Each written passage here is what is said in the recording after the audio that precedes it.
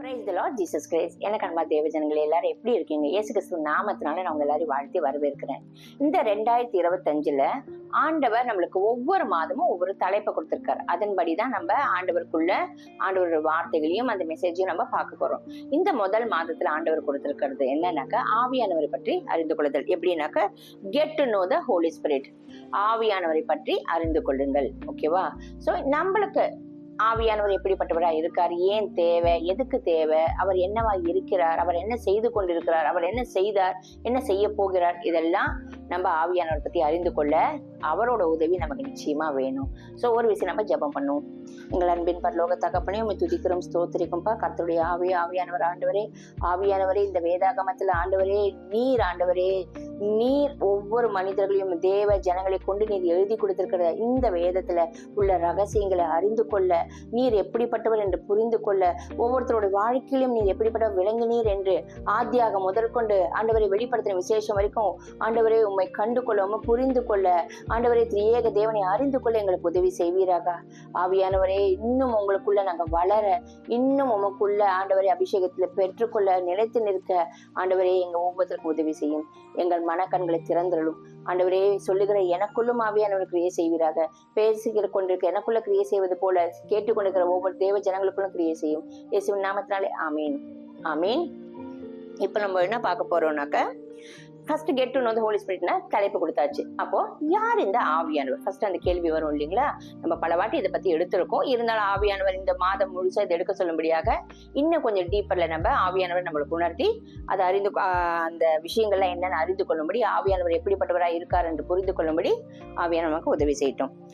ஆதியாகமம் 1வது அதிகாரத்துல எடுத்தீங்கன்னாக்க, ஜெனசிஸ் சாப்டர் 1 அதுல verse 2, பூமியானது ஒழுங்கின்மையும் வெறுமையாயும் இருந்தது, ஆழத்தின் மேல் இருள் இருந்தது, தேவ ஆவியானவர் ஜலத்தின் மேல் அசைவாடி கொண்டிருந்தார். ஹாவரிங் இங்கிலீஷ்ல. அசைவாடுது அப்படின்னாக்க, நீங்க புறாவை பாத்தீங்கன்னாக்கா அது ரெக்கைகளை அடித்துக்கொண்டு இப்படி பறந்து கொண்டு, அது என்னன்னாக்கா அந்த இடத்துல ஆவியானவர் அசைவாடுகிறார். என்னன்னாக்க, நீங்க அதுக்கு மேல பாத்தீங்கன்னாக்க மேல் வசனம், ஃபர்ஸ்ட் வசனம் 1ஆம் வசனம் என்ன போட்டிருக்கோம்? ஆதியிலே தேவன் வானத்தையும் பூமியும் சிருஷ்டித்தார், பூமியானது ஒழுங்கின்மையும் வெறுமையா. இந்த முதல் வசனத்துக்கும் 2வது வசனத்துக்கும் பல இடைவெளி இருக்கு, பல விஷயங்கள் நடந்திருக்கு. சோ அவர் படைக்கடிச்சு ஒழுங்கா இருந்திருக்கு. அதுக்கப்புறம் என்ன இருக்கு, அது பல ரீசன்ஸ் இருக்கு, அதுக்குள்ள இப்ப நம்ம போக வேண்டாம். அப்ப பூமியானது ஒழுங்கின்மையும் வெறுமையா இருக்கடிச்சு, அப்ப அது ஒழுங்கு பண்ணணும். ஆவியானோட வேலை என்னன்னாக்க, ஒவ்வொருத்தரையும் நம்மள ஒழுங்குபடுத்துறது, பரிசுத்தப்படுத்துறது, பாவத்தை குறித்து கண்டித்து உணர்த்துறது, இந்த மாதிரி காரியங்கள் நம்ம போக போக அதை பத்தி அந்த வசனத்தோட நம்ம பார்ப்போம். சோ இந்த இடத்துல அவர் ஆவியானவர் என்ன பண்ண, ஜனத்திலிருந்து அசைவாடி கொண்டு கிளென்ஸ் பண்ணிக்கிட்டு இருக்க, ஒன்னொன்னா பிரிக்கிறார், ஒன்னொன்னாத்தையும். இப்ப ஆண்டவர் வானம் உண்டாக கடவுது, பூமி வேறாக பிரிக்க கடவுது, அதே மாதிரி ஜலத்தை ஒரு பக்கமா ஒதுக்க கடவுதுன்னு சொல்லிச்சு. ஒன்னொன்னுத்தையும் அழகா அவர் ஒதுக்கி ஒன்னொன்னுத்தையும் ஒவ்வொரு இடத்துல செப்பரேட் பண்ணி அதாவது இருக்க வேண்டிய இடத்துல அவர் செய்து கொண்டிருக்கிறார். ஆமீன். சரி, இப்ப என்னோட கூட மத்தேயு புஸ்தகம் 28வது அதிகாரம் 19வது வசனம் எடுத்துக்கோங்க. Matthew chapter 28 verse 19. ஆகையால் நீங்கள் புறப்பட்டு போய் சகல ஜாதிகளையும் சீஷராக்கி, பிதா குமாரன் பரிசுத்த ஆவியின் நாமத்தினாலே அவர்களுக்கு ஞானஸ்நானம் கொடுத்து. சோ ஒரு மனுஷர் கிறிஸ்துவை ஏற்றுக்கொண்டு பாவ மன்னிப்பை பெற்றுக்கொண்டு அந்த ரட்சிப்புக்குள்ள வரணும்னாக்க, இயேசு கிறிஸ்து தான் தேவன்னாக்க, எனக்கு ஆவியான பர்சனலா சொல்லி கொடுத்தது, என்னோட எக்ஸ்பீரியன்ஸை இங்க நான் ஷேர் பண்றேன். சொல்லி கொடுத்தது என்னன்னாக்க, தேவன் இயேசு கிறிஸ்து தேவன், அவரால் என்று வேறு ஒரு நாமம் கொடுக்கப்படவில்லை வானத்தின் கீழும் பூமியின் மேலும் ரட்சிப்புக்குங்கிறச்சு. அப்படிப்பட்ட தேவன் யாருன்னு கொண்டு கொள்றதுக்கு எனக்குள்ள, புறஜாதியா இருந்த எனக்குள்ள ஆவியானவர் முதல்ல ஒரு உணர்வை கொடுக்கிறாரு. அவரை தேடும்படி, என்னோட பிரச்சனை போராட்டம் போது தேவனை தேடும்படி அந்த விதத்துல ஆவியானவர் எனக்குள்ள ஒரு உந்துதலை கொடுத்து அந்த தேவனை தேடுறச்சு. அப்ப அந்த தேவனை நான் அறிந்து கொள்ள, அந்த தேவனோட இயேசு கிறிஸ்துவோட ரட்சிப்பை பெற்றுக்கொள்ள, பாவத்தை அறிக்கையிட்டு அவர் நாமம் மகிமைப்படும்படியாக இயேசுவை சொந்த ரட்சகராக ஏற்றுக்கொள்ளும்படி ஃபர்ஸ்ட் எல்லாருக்குமே ஆவியானவர். அப்படி ஆவியானவர் துணை இல்லாம இயேசு கிறிஸ்துவை யாராலையும் அறிந்து கொள்ள முடியாது. நம்ம கேட்கலாம், ஆவியானவர் அதுக்கப்புறம் தான் அவர் அபிஷேகம் கொடுத்து, அது அந்த பாட் டோட்டலி தனி. இந்த பாட்டு என்னன்னா, ஃபர்ஸ்ட் ஆவியானவர் இயேசு கிறிஸ்து தேவனை நான் உணரணும்ல, அந்த உணர்வை கொடுக்கறது ஆவியானவர் கொடுத்து அவரோட ரட்சிப்புக்குள்ள கொண்டு வருவார். அப்படி நம்ம பாவத்தை அறிக்கிட்டு நம்ம மன்னிப்பு கேட்டு நம்ம ரட்சிப்பு எல்லாம் பெற்ற அதுக்கு என்னவா, அந்த ஞான ஸ்நானம் எப்படி எடுக்கணும்னா பிதா, குமாரன், பரிசுத்த ஆவியானவர் நாமத்தினால. சோ இந்த இடத்துல பாக்கறச்சே பிதா நம்மளோட ஃபாதர், கர்த்தர் தகப்பன், குமாரன் கர்த்தராக இயேசு கிறிஸ்து, அப்போ இந்த பரிசுத்த ஆவியானவர் தான் ஹோலி ஸ்பிரிட். அவர் இந்த ஒரு இதுக்குதான் அவங்க நம்ம என்ன சொல்லுவோம், ட்ரியூன் காட், ட்ரினிட்டின்னு சொல்லுவோம். அதே நேரத்துல அவர் எப்படி இருக்காரு, அந்த இதுல நம்ம வேதத்துல வாசிக்கிறச்சே ஒரு எக்ஸாம்பிளுக்கு நான் சொல்றேன். இப்போ இந்த ட்ரியூன் காட்ல எல்லாரும் கேள்வி கேட்பாங்க, ஒரே கடவுள்னு சொல்றீங்களே அப்ப 3 பேர் இருக்காங்களேன்னு. எனக்கு இதுவும் ஆவியானவர் சொல்லி கொடுத்தது. நம்ம எல்லாரும் ஒரு குடும்பத்தை சேர்ந்தவங்க. ஒரு குடும்பத்துல கணவன், மனைவி, பெற்றோர், பிள்ளைகள் இருப்போம். சோ எத்தனை பர்சன்ஸ் மொத்தமா 4 இல்ல 5 பேர் இருப்பாங்க இல்லையா? சோ அந்த 5 பேரையும் கணவனோட ஃபேமிலி, மனைவியோட ஃபேமிலி, மகனோட ஃபேமிலி அப்படி சொல்ல மாட்டோம் இல்லையா? அந்த ஃபேமிலி ஒண்ணுதான், ஆனா பர்சனாலிட்டி அத்தனை பேர் இருக்காங்க. சோ இந்த இடத்துல பர்சன்ஸ் அத்தனை பேர் இருக்காங்க. இது மாதிரி இந்த இடத்துல 3வது பர்சன்னா பிதா முதல், இயேசு கிறிஸ்து 2வது, 3வது யாரு, பரிசுத்த ஆவியானவர். அதுக்காக இவர் 3வது வராருங்கிறதுனால பிதாக்கு ஃபர்ஸ்ட் பொசிஷன், இயேசு கிறிஸ்துக்கு செகண்ட் பொசிஷன், ஆவியானவருக்கு 3வது பொசிஷன். இல்ல அப்படி கிடையவே கிடையாது. அவங்களுக்குள்ள ஒன்னஸ் ஆஃப் ஸ்பிரிட் இருக்கு. அவங்களுக்குள்ள எந்த டிஃபரன்ஸ் ஆஃப் ஒப்பீனியனுமே வரவே வராது. 3 பேரும் சேர்ந்து, அதாவது 3 பேரும் சேர்ந்து ஒரே தேவன், ஒரு தேவன் தான், ஆனா 3 விதமா இருக்காங்க, 3 பர்சனல்ஸா இருக்காங்க. 3வது பர்சன் இந்த இடத்துல ஹோலி ஸ்பிரிட். ஓகேங்களா? இந்த அளவுக்கு புரிஞ்சுக்கிட்டா போதும். ஏன்னா ரொம்ப நம்ம புரிஞ்சுக்கணும்னு நினைக்கிறச்சு என்ன ஆகும்னாக்க, மிஞ்சிய ஞானம் நம்மளுக்கு என்ன ஆகும், பைத்தியக்காரத்தனமா ஆக்கிடும். வேண்டாம். நம்ம நம்ப வேண்டியது ஹோலி ஸ்பிரிட்ங்கிறவர், பரிசுத்த ஆவியானவர் திரியேக தேவன்ல ஒருவரா இருக்கிறார். ஓகேவா? இது நமக்கு போதும். அடுத்தது என்னோட கூட அப்போஸ்தலர் 5வது அதிகாரம் 3-4 வாசிக்கலாம். பேதுரு அவனை நோக்கி, அனனியாவே, நிலத்தின் கிரியத்தில் ஒரு பங்கை வஞ்சித்து வைத்து பரிசுத்த ஆவியினிடத்தில் பொய் சொல்லும்படி சாத்தான் உன் இருதயத்தை நிரப்பினது என்ன? அதை விற்கும் முன்னே அது உன்னுடையதா இருக்கவில்லையா? அதை விற்ற பின்பும் அதில் கிரயம் உன் வசத்தில் இருக்கவில்லையா? நீ உன் இருதயத்துல இப்படிப்பட்ட எண்ணம் கொண்டது என்ன? நீ மனுஷரிடத்துல அல்ல தேவனிடத்தில் பொய் சொன்னாய் என்று. இந்த இடத்துல இந்த வசனத்தை நம்ம அப்புறம் பார்ப்போம். இந்த இடத்துல நான் உங்களுக்கு சொல்ல விரும்புறது என்னன்னாக்க, ஃபர்ஸ்ட் பாருங்க, பரிசுத்த ஆவியானவரை பொய் சொல்லும்படி. அப்ப யாரு? பரிசுத்த ஆவியானவர்கிட்ட நீ பொய் சொல்ற, வஞ்சிக்கிற. கடைசி அந்த 4வது வசனத்துல இந்த இடத்துல நீ மனுஷங்கிட்ட இல்ல தேவனிடத்தில் போய் சொன்னாய். ஏன்னாக்க பரிசுத்த ஆவியானவர் தேவன் அப்படிங்கிறதுக்கு நான் ஏன் இந்த வசனத்தை நான் படிக்கிறேன்னா, நம்ம வசனத்தினால ஒன்னும் நம்ம அறிந்து கொள்ளணும். சோ வசனம் உங்களுக்கு சாட்சி கொடுக்கிறது பரிசுத்த ஆவியானவர் தேவன். நம்ம இந்த வேதத்துல என்ன எழுதியிருக்கோ அதன்படிதான் நம்ம நடக்கணும், அதை தான் நம்ம விசுவாசிக்கணும். சோ இந்த வேதத்துல பரிசுத்த ஆவியானவர் தேவன், அதுதான் உண்மை. சோ யாராவது பரிசுத்த ஆவியானவருக்கு ஒரு வல்லமை, ஒரு பவர், ஒரு மேஜிக் இல்ல அப்படி கிடையவே கிடையாது. பரிசுத்த ஆவியானவர் ஆள் தத்துவம் உள்ளவர். அவரை நம்ம அவரை நோகடிக்க முடியும், அவரை துக்கப்படுத்த முடியும், அவரை வேதனைப்படுத்த முடியும். அதெல்லாம் பண்ணக்கூடாது. இப்ப நம்ம ஒரு பர்சனை எப்படி நம்ம சந்தோஷப்படுத்தவும் முடியும், துக்கப்படுத்தவும் முடியும். அவங்க ஃபீலிங்ஸை ஹர்ட் பண்ணவும் முடியும், அவங்களோட ஃபீலிங்ஸ் நம்ம ஹாப்பியா வைக்கவும் முடியும். அப்படிதான் பரிசுத்த ஆவியானவரை நம்மளால இந்த மாதிரி ஹர்ட் பண்ணவும் முடியும். ஏன்? அவங்களுக்கு அந்த யாரை ஹர்ட் பண்ண முடியும்? ஜீவன் உள்ளவருக்கு, ஒரு பர்சனை இல்லையா? அப்ப அந்த இடத்துல ஆவியானவரை நம்ம துக்கப்படுத்துறோம். அது மாத்திரம் இல்ல, அந்த இடத்துல என்ன ஆகுது, ஆவியானவர் தேவன் நமக்கு வசனத்தின் மூலியமா ஆண்டவர் சாட்சி கொடுக்கிறார். ஆமீன். என்னோட கூட 1 கொரிந்தியர் 3:16 இந்த வசனங்கள் எதுக்காக நீங்க எழுதிக்கோங்க. இந்த வசனங்கள் எதுக்காகனா, ஆவியானவர் தேவன் என்ற சான்றிதழ் கொடுக்கறதுக்கான இந்த வசனம். அப்போஸ்தலர் இது நம்ம பொய் சொல்ல முடியும், பொய் சொல்லக்கூடாது அப்படிங்கிற அந்த இது தனி. இப்ப நான் இதுல சொல்ல வர்றது ஆவியானவர் தேவன் அப்படிங்கிறதுக்காக தான் இந்த வசனத்தை நான் இப்ப சொல்றேன். 1 கொரிந்தியர் 3:16 எடுத்துக்கோங்க. நீங்கள் தேவனுடைய ஆலயமாய் இருக்கிறீர்கள் என்றும் தேவனுடைய ஆவி உங்களில் வாசமாய் இருக்கிறார் என்றும் அறிந்திருக்கிறீர்களா? யாரா? நம்ம எல்லாரும் ரட்சிக்கப்பட்ட நம்ம, கர்த்தர் கிருபையில ஞானஸ்நானம் பெற்ற நம்ம எப்படி இருக்கோம்? தேவனுடைய ஆலயமா இருக்கு நம்ம சரீரம். பரிசுத்த ஆவியானவர் நமக்குள்ள வாழ்ந்து கொண்டிருக்கிறார், வசித்து கொண்டிருக்கிறார். அவர் தேவன். பரிசுத்தாவியானவர் யாரு? தேவன். ஏன் அது திருப்பி திருப்பி சொல்றேன்னா, நம்ம இந்த இடத்துல பார்த்தோம் இல்லையா, தேர்ட் பர்சன், அதாவது திரியேக தேவன்ல ஒரு பர்சன் வந்து பரிசுத்த ஆவியானவர் இல்லையா. சோ பரிசுத்த ஆவியானவர் தேவன் என்பதற்கு இந்த அப்போஸ்தலர் 5:3-4 பார்த்தோம், 1 கொரிந்தியர்ல 3:16 பார்த்தோம், மத்தேயு 28:19 பிதா குமாரன் பரிசுத்த அவர் நாமத்தினாலதான் ஞானஸ்நானம் கொடுக்கணும் அப்படிங்கறச்சே அவர் தேவன்கிறத பாக்கணும். சோ இந்த 3 வசனமும் எதுக்குனாக்க ஃபர்ஸ்ட் பாக்குறது என்ன கேள்வி வரும், யாருப்பா இந்த பரிசுத்த ஆவியானவர்? அப்ப இந்த பரிசுத்த ஆவியானவர் யாரு? தேவன். ஓகேவா? சோ இந்த ஒரு கிளாரிட்டி கிடைச்சது. அடுத்தது நம்ம வந்து பரிசுத்த ஆவியானவர் வந்து அவரோட என்ன சொல்றது, ஆள் தத்துவம் எப்படிப்பட்டது அப்படிங்கறத நம்ம பார்க்கலாம். என்னோட கூட யோவான் 14வது அதிகாரம் 16-17 எடுத்துக்கோங்க. நான் பிதாவை வேண்டிக் கொள்ளுவேன், அப்பொழுது என்றென்றைக்கும் உங்களுடனே கூட இருக்கும்படிக்கு சத்திய ஆவியாகிய வேறொரு தேற்றளவாளனை அவர் உங்களுக்கு தந்தருள்வார். இது சொல்றது யாருன்னா இயேசு கிறிஸ்து. அவர் பரமேறி போகிறது முன்னாடி சீஷர்களுக்கு சொல்றாரு, நான் இந்த மாதிரி எல்லாம் இது பண்ணுவேன், நான் அடிக்கப்பட்டு நொறுக்கப்பட்டு சிலுவையில அரைஞ்சு என்ன என் ஜீவனை வந்து உங்களுக்காக நான் இது பண்ண போறேன், நான் போகிற ஒரு காலம் வரும், நான் உயிரோடு எழுந்துப்பேன், உயிரோடு மறிப்பேன், உயிரோடு எழுந்துப்பேன், உயிரோடு எழுந்துட்டு பரமேறி போகணும். அவர்களுக்கு வந்து உண்மைகளான்னு சொல்லிட்டு இந்த இடத்துல அவர் தெளிவா சொல்றாரு, நான் போக வேண்டிய காலம் வரும், நான் போகச்சே நான் பிதாவை வேண்டிக் கொள்வேன், நான் போய் அப்ப என்னவா உங்களை இப்ப நான் இருக்கேன் ஆற்றி தேற்ற உங்களுக்கு.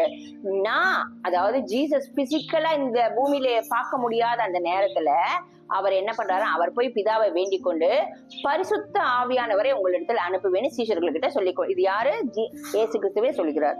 அடுத்தது, உலகம் அந்த சத்திய ஆவியானவரை காணாமலும் அறியாமலும் இருக்கும்படியால் அவரை பெற்றுக்கொள்ள மாட்டாது. உலகத்துக்கும் பரிசுத்த ஆவியானவருக்கும் சம்பந்தம் கிடையாது. ஏன்னா அவங்க இயேசு கிறிஸ்துவை நம்பல, ஏற்றுக்கொள்ளல. அதனால அவங்க பரிசுத்த ஆவியானவர் காணவும் மாட்டாங்க, உணரவும் மாட்டாங்க, பெற்றுக்கொள்ளவும் மாட்டாங்க. ஆனா அவர் உங்களுடனே வாசம் பண்ணி உங்களுக்குள்ள இருப்பதால் நீங்கள் அவரை அறிவீர்கள்.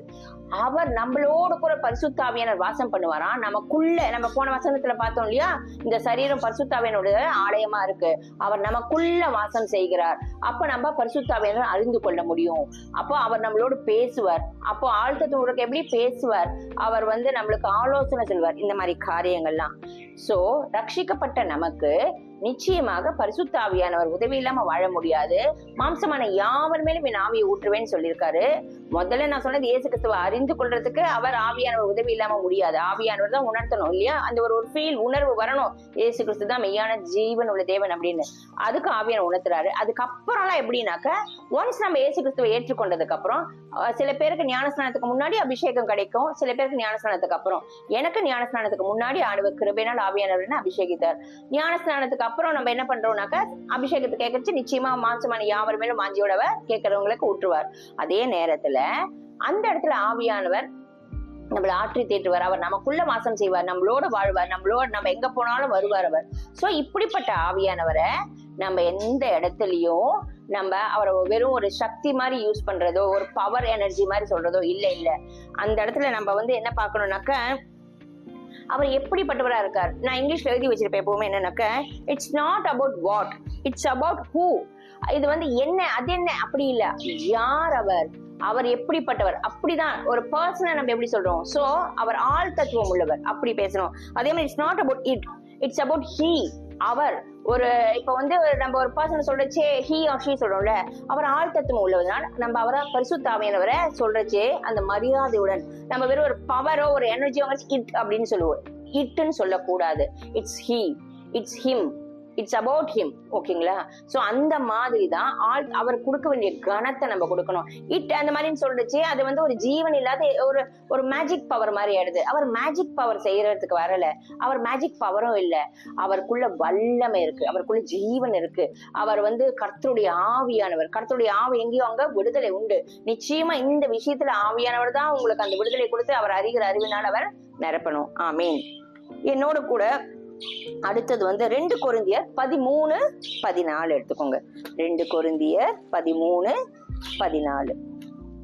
கர்த்தராகிய இயேசு கிறிஸ்துவினுடைய கிருபையும் தேவனுடைய அன்பும் பரிசுத்த ஆவியானவருடைய ஐக்கியமும் உங்கள் அனைவரோடும் கூட இருப்பதாக. ஆமீன். நம்ம சபைகளை பாத்தீங்கன்னா பெனிடிக்ஷன் கொடுக்கச்சு இது எப்பவுமே இந்த வசனம் சொல்லுவாங்க இல்லையா, என்னன்னாக்க இயேசு கிறிஸ்துவோட கிருபையும் பிதாவோடைய அன்பும் பரிசுத்தாவியனோட அந்யோன்யமும் ஐக்கியமும் நம்ம அனைவரோடும் இன்றும் இன்னும் சதா காலங்களும் இருப்பதாக. ஆமீன். சோ இந்த 3 பேர் சேர்ந்து, அதாவது நான் எப்பவுமே சொல்றேன், நமக்கு இருக்கிறது உங்களுக்கு அப்ப 3 தெய்வமா அப்படின்னா இல்ல, எங்களுக்கு ஒரே தேவன்.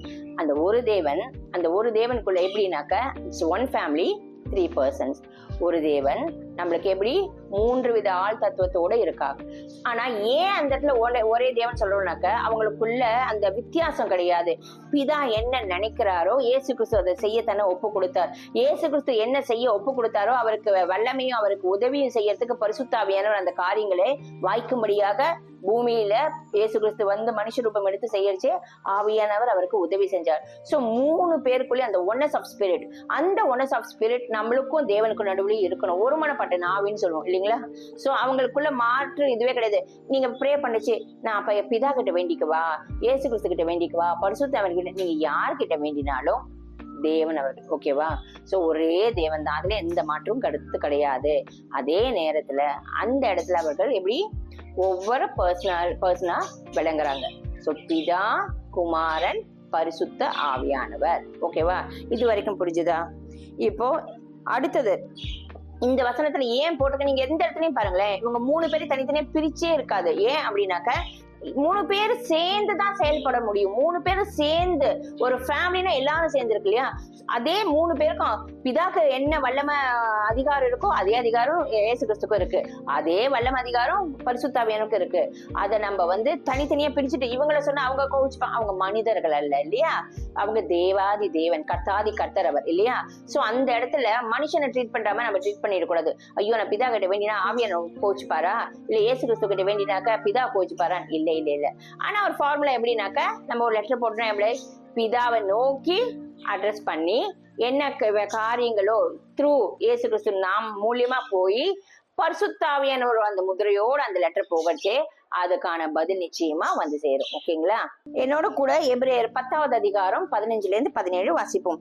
இதை குறித்து பரிசுத்தாவியானவர் நமக்கு சாட்சி கொண்டு சொல்கிறார். எப்படி எனில், அந்த நாட்களுக்கு பின்பு நான் அவர்களோடு பண்ணும் உடன்படிக்கையாவது, நான் என்னுடைய பிரமாணங்களை அவர்களுடைய இதயங்களில் வைத்து அவைகளை அவர்களுடைய மனதிலே எழுதுவேன் என்று கர்த்தர் சொல்கிறார் என்பதை உரைத்த பின்பு அவர்களுடைய பாவங்களையும் அவர்களுடைய அக்கிரமங்களையும் நான் இனி நினைப்பதில்லை என்பது சொல்கிறார்.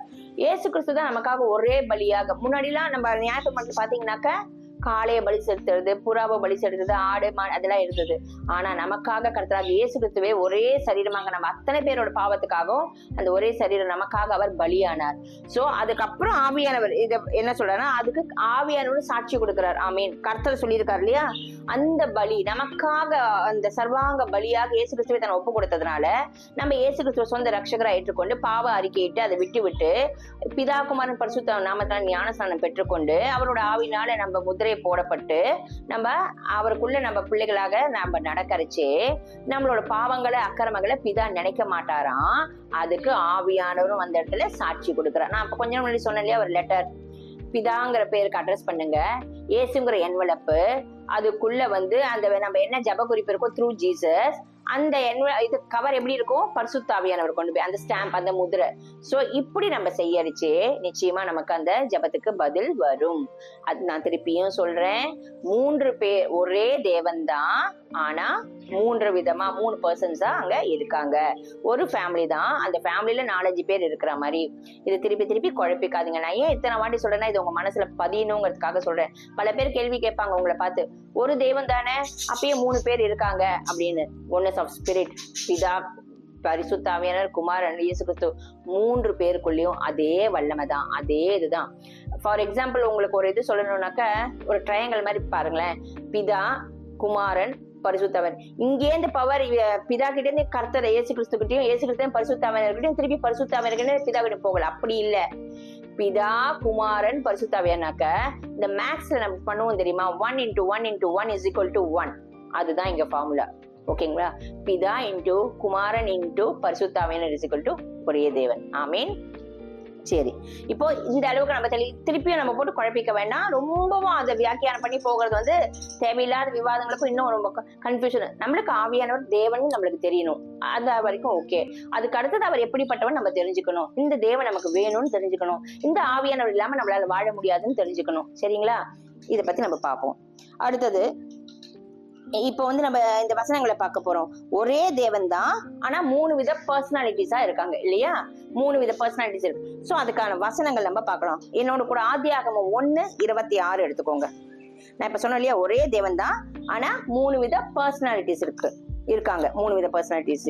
சோ பின்பு தேவன் நமது சாயலாகவும் நமது ரூபத்தின்படியையும் மனுஷனை உண்டாக்குவோமாக. ஆமீன். அவர்கள் சமுதிரத்தின் மச்சங்களையும் ஆகாயத்தை பறவை. இது நம்மளுக்கு தேவையில்லை. இந்த வசனம் வரைக்கும் பாருங்க. பின்பு தேவன் நமது சாயலாகும்.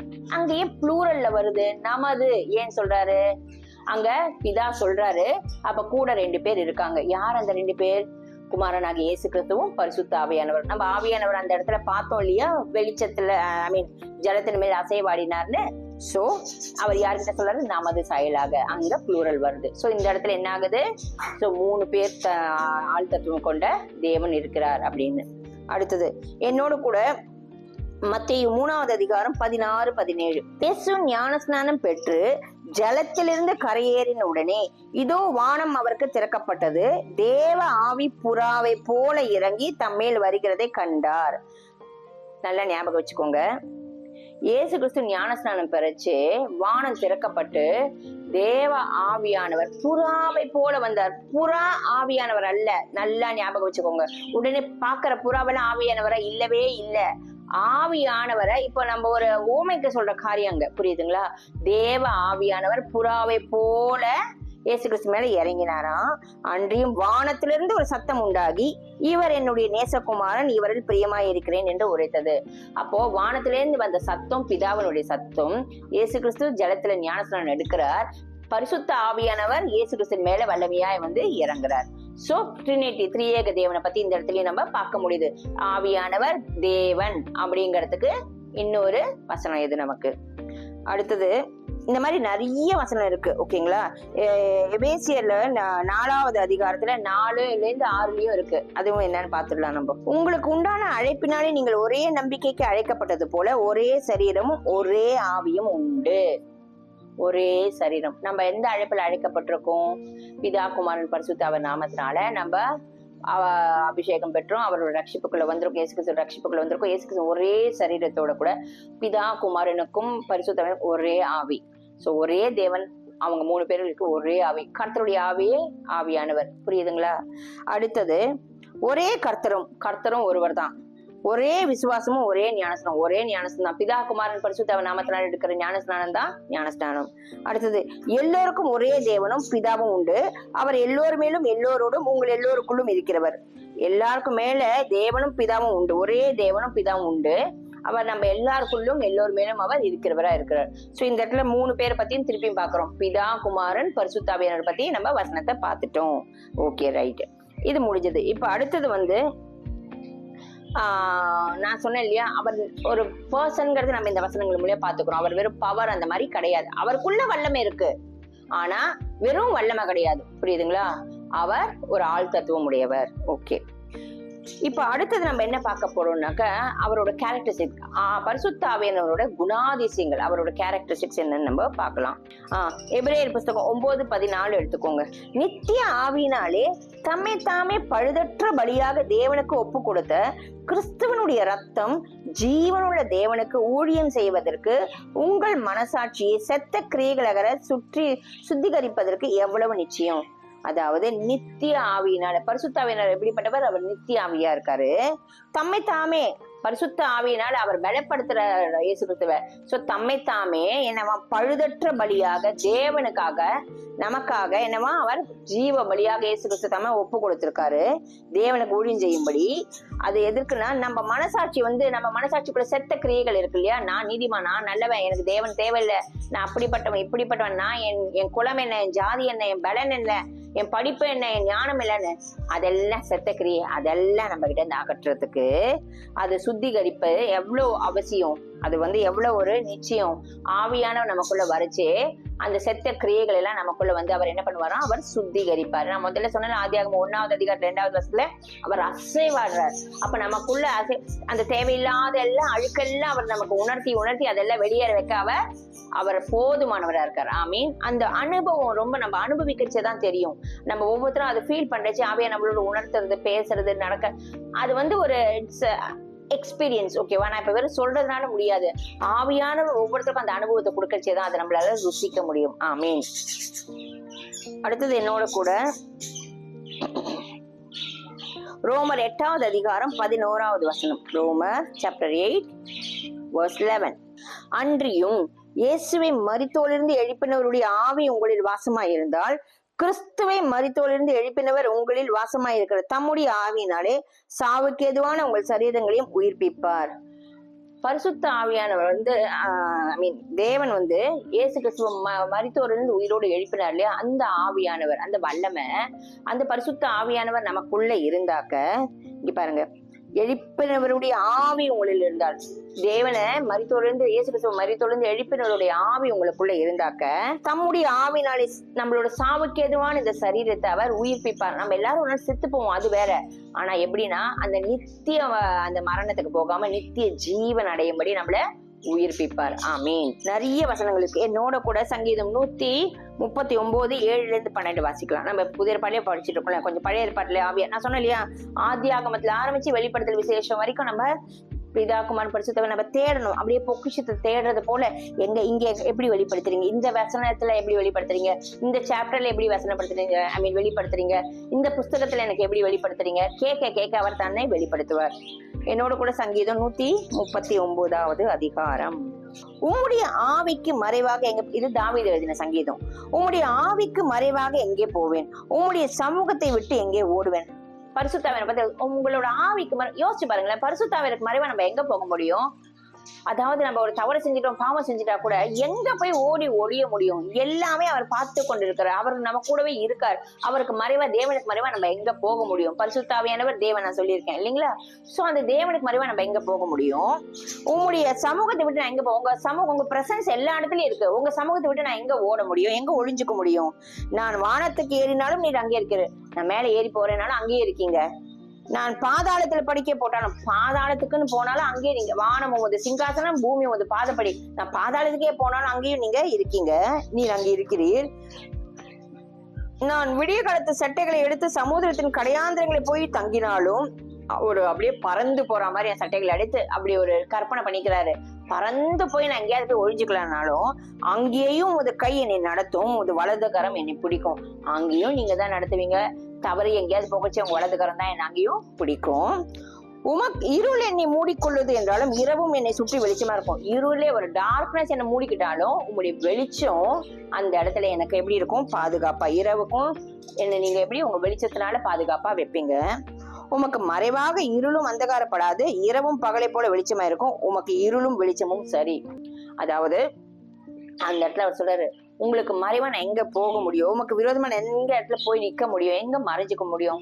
உங்க சமூகத்தை விட்டு நான் எங்கேயும் போக முடியாதுன்னு சொல்லிட்டு இரவும் பகலை போல வெளிச்சமா இருக்கும். ஏன்னா உங்களுக்கு இரவும் ஒண்ணுதான், பகலும் ஒண்ணுதான். ஏன்னா அவர் வெளிச்சம். அவர் எங்க வராரோ அந்த இடத்துல இருளே இருக்காது. தேவன் வருகிற இடத்துல இருளுக்கு சம்பந்தமே கிடையாது இல்லைங்களா? நீங்க யோசிச்சு பாருங்க, ஒரு ரூம் இருட்டாவே இருக்கு, அந்த இருட்டு விரட்டணும்னாக்கா விரட்டி விட்டு அது போகுமா? போகாது. ஒண்ணுமே இல்லை. சிம்பிள். ஒரு சுவிட்ச் ஆன் பண்ணீங்கன்னா லைட் ஆன் ஆனா இருள் போயிடும், வெளிச்சம் வந்துடும். சோ தேவன் வந்தாருன்னா அந்த இடத்துல இருள் விலகிடும் இல்லைங்களா? அதுதான் இந்த இடத்துல அவர் சொல்றாரு. சோ ஆவியானவருக்கு மறைவா நம்மளால எங்கேயும் போக முடியாது. ஆமீன். சரி, இப்ப இப்படிப்பட்டதெல்லாம் நம்ம பார்த்துட்டோம். அடுத்து இப்ப நம்ம பார்க்க போறது எப்படின்னாக்க ஆவியானவரோட கேரக்டர்ஸ் நம்ம பார்த்தோம் இல்லையா? அது என்னென்ன அப்படின்னா அவர் நித்தியமாக இருக்காரு. அதுக்கு எபிரேயர் 9வது அதிகாரம் 14வது வசனம் எடுத்துக்கோங்க. நித்திய ஆவியினாலே தம்மை தாமே பழுதற்ற பலியாக நம்ம வாசிச்சோம் இல்லையா? அந்த இடத்துல இந்த ஃபர்ஸ்ட்ல நான் மாத்திரம் வாசிக்கிறேன். பழுதற்ற பலியாக தேவனுக்கு ஒப்பு கொடுத்து. ஆவியானவர் எப்படி இருக்கார்? நித்திய ஆவியானவரா இருக்கார். எவர் லாஸ்டிங், எப்பவுமே அவர் இருப்பார். So eternal, he is always there. ஓகேவா? forever and ever, eternal. ஓகேவா? நம்மள நித்தியத்துக்கு கொண்டு போகிற ஆவியானவர். அப்படியும் நீங்க யோசிக்கணும். எப்பவுமே அவர் இருக்காரு. நம்மள எட்டர்னல், நம்மள நித்தியத்துக்கு நடத்துகிற ஆவியானவர், பரலோகத்துக்கு நேரம் நம்மள நடத்துகிற ஆவியானவர். அடுத்தது ரோமர் 8:11 நம்ம வாசிட்டோம். அவர் எப்படிப்பட்டவரா இருக்காரு? சர்வ வல்லமை உள்ள தேவ ஆவியானவரா இருக்காரு. அவருக்கு சர்வ வல்லமை உண்டு. அவர் அவரால் முடியாத காரியமே ஒன்றுமே கிடையாது.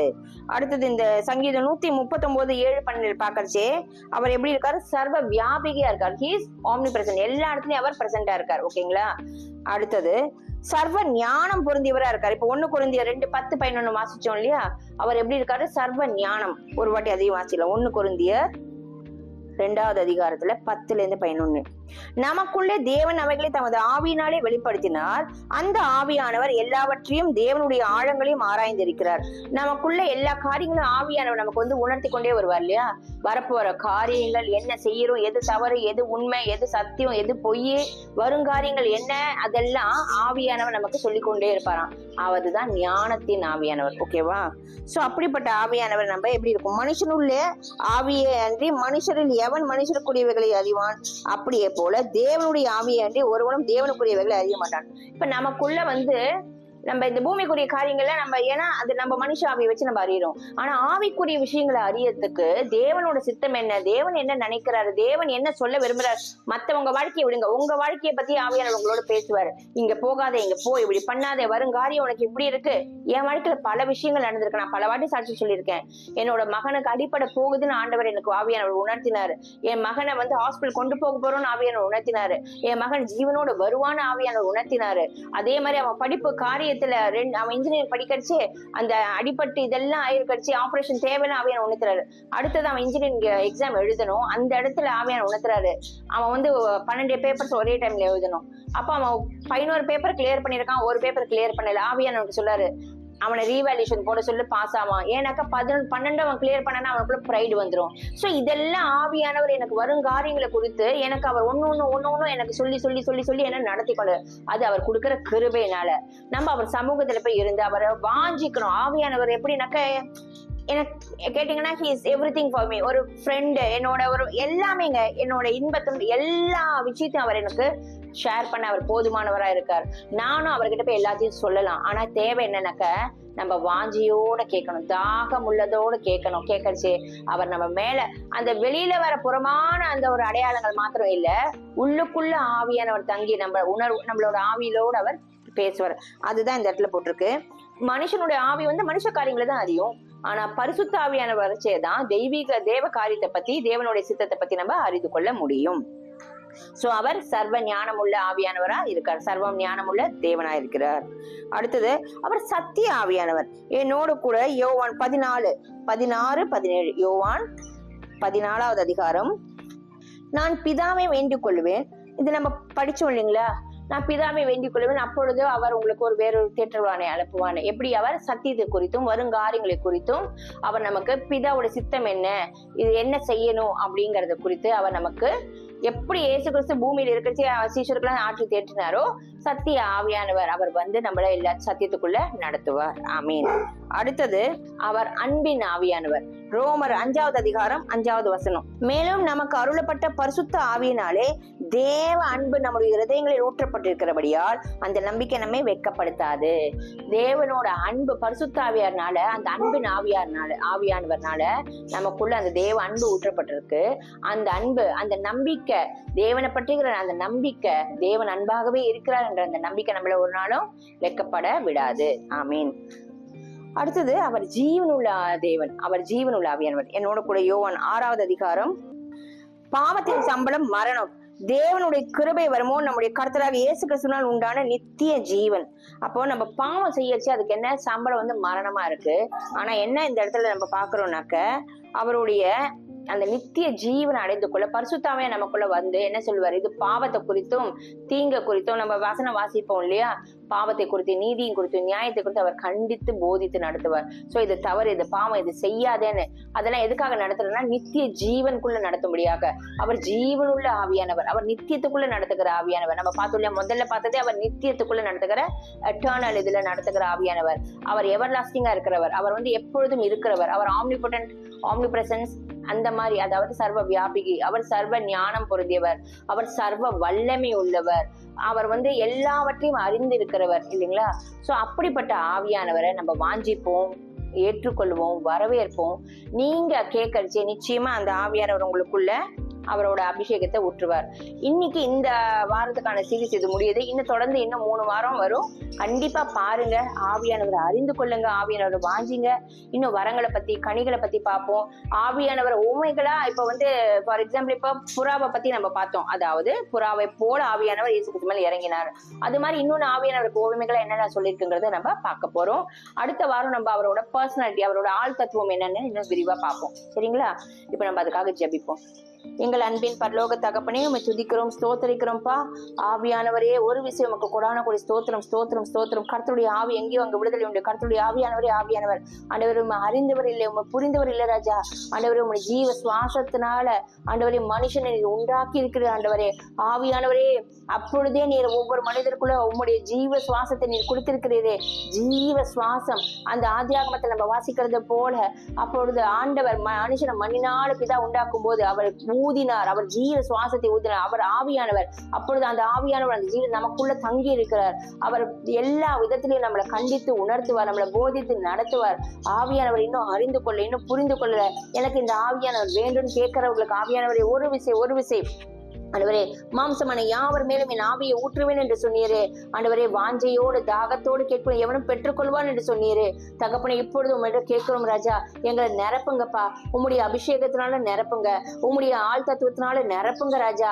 உம்முடைய வல்லமையினால நிரப்புங்க, உம்மை அறிந்து கொள்ள நிரப்புங்க, உம்மை புரிந்து கொள்ள நிரப்புங்க, உம்மை சித்தத்தின்படி நடக்க நிரப்புங்க. பிதாவின் சித்தம் என்னவென்று அறிந்து கொள்ள நிரப்புங்க. ஆண்டவரே, உமக்கென்று வாழ்க்கை வாழ எங்களை நிரப்புங்க. ஆவியானவரே, நீர் எங்களுக்கு வேண்டும் தகப்பனே. ஒவ்வொருத்தருக்கும் அந்த முத்திரை மோதிரமாக அச்சாரமாக நீர் ஆண்டவரே எங்களுக்கு ஆண்டவரே நீர் வைத்திருக்கிறீரே, அச்சாரமாக எங்களுக்கு கொடுத்திருக்கிறீர் ஆண்டவரே. நன்றி நன்றி நன்றி ஆண்டவரே. ஒரு விசை நிரப்புங்கப்பா. ஒவ்வொருத்தரும் நிரப்புவீராக ராஜா. ஆண்டவரே, இன்னும் அடுத்த இந்த சீரீஸ்ல ஆண்டவரை அறிந்து கொள்ள, புரிந்து கொள்ள யார் யாரெல்லாம் ஆண்டவரே இன்னும் வாங்கி இருக்கார்களோ அவர்கள் இன்னும் நீ தெளிவாக்குவீராக ஆண்டவரே. தெளிந்த புத்தி உள்ள ஆவியை தருவீராக. தேவன் நமக்கு பயத்தின் ஆவி அல்ல, பலமும் அன்பும் தெளிந்த புத்தி உள்ள ஆவியானவர் கொடுத்திருக்கார். அந்த ஆவியானவர் நம்ம ஒரு நாள் வெக்கப்பட்டு போக விட மாட்டார். அந்த ஆவியானவர் பிடித்துக் கொள்ளுங்க, அந்த ஆவியானவர் வாஞ்சியோடு கேளுங்க. அபிஷேகம் பெற்றவர்கள் இன்னும் அபிஷேகத்துல நிரப்புகான்னு கேளுங்க. ஆவியானவரை கணுக்கால அளவு அல்ல ராஜா, இடுப்பு அளவு அல்ல ராஜா, முழங்கால அளவு இல்ல ராஜா. முழுசா நாங்க முழுகணும் ஆண்டவரே. உம்முடைய அபிஷேகத்துல, உம்முடைய வல்லமையில, உம்முடைய ஆளுகைக்கு எங்களை ஒப்பு கொடுக்கிறோம். ஆவியானவரே, எங்க இருதயத்துல சுத்த இருதயத்தை தருவீராக தகப்பனே. ஆண்டவரே, உம்முடைய பரிசுத்த ஆவி எங்க கிட்ட எடுத்துக்கொள்ளாதீங்க ராஜா. ஒரு விஷயம் குற்றம் குறைகள் எது செய்தாலும் ஒரு விஷயம் மன்னிப்பீராக ராஜா. இயேசுவின் நாமத்துல இந்த ஜெபத்தை ஏறெடுக்கிறோம் பிதாவே. ஆமீன் ஆமீன். நான் சொன்னது கடுகளவு. ஏன்னா ஆவியானவர் எனக்கு என்ன உணர்த்தி சொல்லி கொடுக்கிறாரோ அதுதான் உங்ககிட்ட ஷேர் பண்றேன். இன்னும் அவரை அறிந்து கொள்ள, புரிந்து கொள்ள நீங்க வாஞ்சோட தேட அதிகமா ஆவியானவர் உங்களோட இடைப்படுவார், உங்களுக்கு போதித்து உணர்த்துவார். ஆமீன். காட்